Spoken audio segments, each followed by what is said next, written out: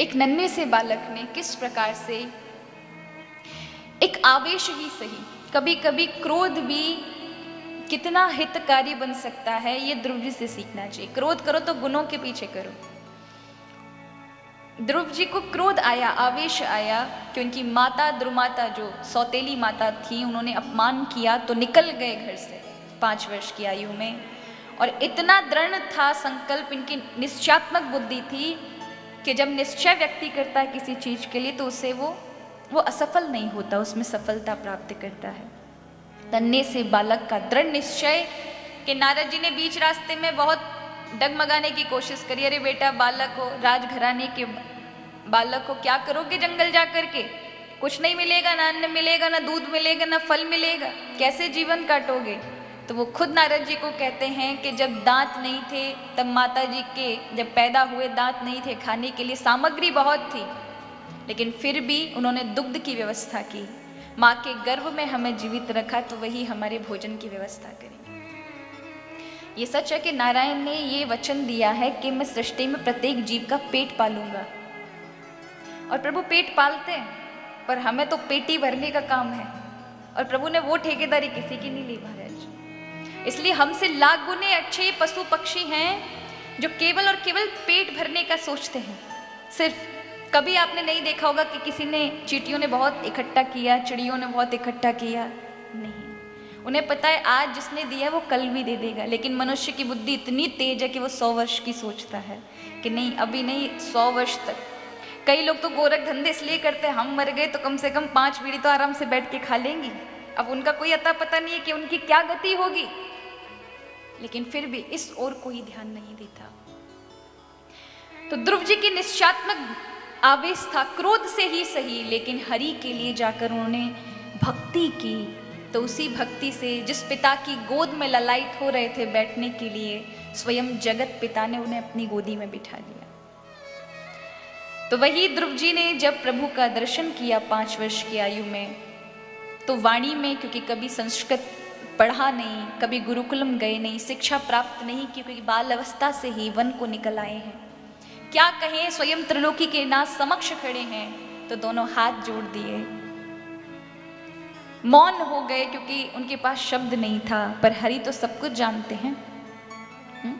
हम जिस वाणी का उपयोग करते हैं इसे कहते हैं वैखरी वाणी, लेकिन जब प्रभु के द्वारा ब्रह्म विद्या दी जाती है, ब्रह्म वाणी दी जाती है, उसको कहते हैं परावाणी। और भगवान ने अपना शंख लगाया गले से तो उन्हें ब्रह्म वाणी प्राप्त हो गई। उन्हें समस्त ज्ञान जो ब्रह्मा जी को थे वो समस्त ध्रुव को प्राप्त हो गए, और वह बोल पड़े, यो अंत प्रवेश मम वाच विमां प्रक्षुप्ता संजीवयत्यखिल शक्तिधर स्वधामना अन्याश्च हस्तचरण श्रवणत्वगादि प्राणान्नमो भगवते पुरुषाय तुभ्यम्। युवंत प्रवेश मम वाच मिमां प्रक्षुप्ता, हे प्रभु आपने मेरे हृदय में प्रविष्ट होकर के मेरी वाक को खोल दिया है, मेरी वाणी को खोल दिया है। इतने सारे शब्दों के अंबार लगे हुए हैं कि मुझे समझ नहीं आ रहा कौन सा शब्द उठाकर आपकी स्तुति की जाए। आपने इतना अपार ज्ञान दे दिया, मेरी सोई हुई वाणी को जगा दिया। मैं आपके चरण शरण में हूं। प्रभु ने कृतार्थ किया है और ऐसा दिव्य लोक प्रदान किया जो आज तक किसी को भूतो न भविष्यति। आज भी ध्रुव तारे के रूप में ध्रुव जी का लोक दिखाई देता है। ऐसा कहा जाता है जिसकी मृत्यु निश्चित है और 6 महीने के अंदर होने वाली, उसको ध्रुव तारा नहीं दिखाई देता। अब ये डरने का विषय नहीं है, ये तो मैं बस बता रही हूँ आपको कि कई लोग बड़े बड़े दिव्य संत ऐसे अघा कर लेते हैं, पहले से उन्हें पता चल जाता है कि उनका शरीर अब छूटने वाला है।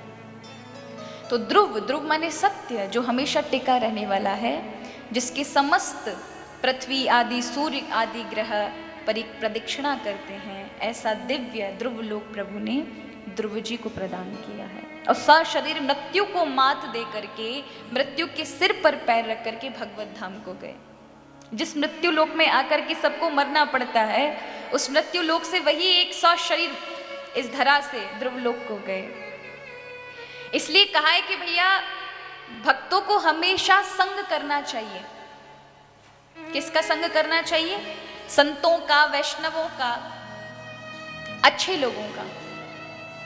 और ऐसे संग का सर्वथा त्याग करना चाहिए जो हमेशा आपके जीवन में कलह पैदा कर दे, नकारात्मक विचार पैदा कर दे। इसलिए हमेशा अपने साथी आदि चुनो तो उनको चुनो जो भगवान को हमेशा धन्यवाद देते हों, अपने कार्य में अपनी प्राप्त हुई चीजों पर उन्हें प्रसन्नता हो। उन लोगों के साथ कभी मत बैठो जो हमेशा कोसते रहते हो, मेरे पास कुछ नहीं है, मुझे ईश्वर ने कुछ नहीं दिया, कुछ नहीं दिया। ऐसे लोगों के साथ बैठने पर आपके भाग्य भी बंद हो जाते हैं। हमेशा अच्छे लोगों के समक्ष अच्छी मित्रता करें, अच्छा साथ रखें, अच्छा संग रखें, दया से भरे हुए लोगों के बीच में रहें, आपको अच्छी अच्छी चीज देंगे। इसलिए कहा आदो श्रद्धा तत् साधु संगति तत् भजनत क्रिया। पहले श्रद्धा जागे तो साधुओं का संग करो, अच्छा संग करो। और संग का प्रभाव होता है महाराज, अगर ठाकुर जी का संग करोगे, भक्तों का संग करोगे तो संसार में रहकर भी संसार से न्यारे रहोगे।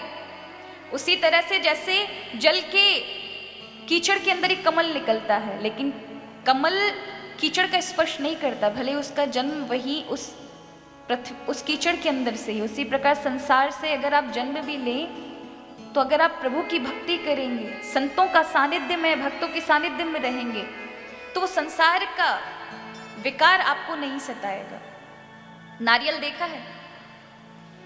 नारियल जो होता है, नारियल दो प्रकार के होते हैं, एक होता है गीला, एक होता है सूखा। गीले नारियल को फोड़ेंगे तो उसके साथ गिरी भी चिपक कर आती है, और सूखे नारियल को फोड़ेंगे तो क्या होगा? जब फोड़ा जाएगा तो गोला अपने आप पूरा बन करके बाहर निकल आता है। देखा जाए तो दोनों में अंतर है। एक वो है जो संसार से चिपके हुए हैं, वो छोड़ना नहीं चाहते, और दूसरा वो है जो है तो संसार में लेकिन संसार से बिल्कुल अलग है, अलग थलग। इसलिए वो फूटते नहीं है, संसार उन पर कोई प्रकार प्रभाव नहीं डाल सकता। इसलिए हमेशा सर्वथा न्यारे बने रहें। और वो कब होगा?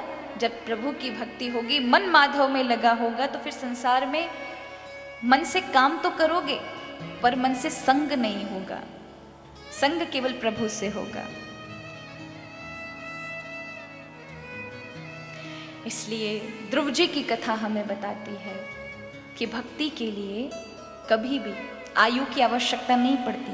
कई बार लोग सोचते हैं कि भक्ति के लिए अवश्य आयु की आवश्यकता होती होगी, ज्ञान की आवश्यकता होती होगी, धन की आवश्यकता होती होगी, पर भक्तिम प्रियम माधवा, भगवान को केवल भाव प्रिय है।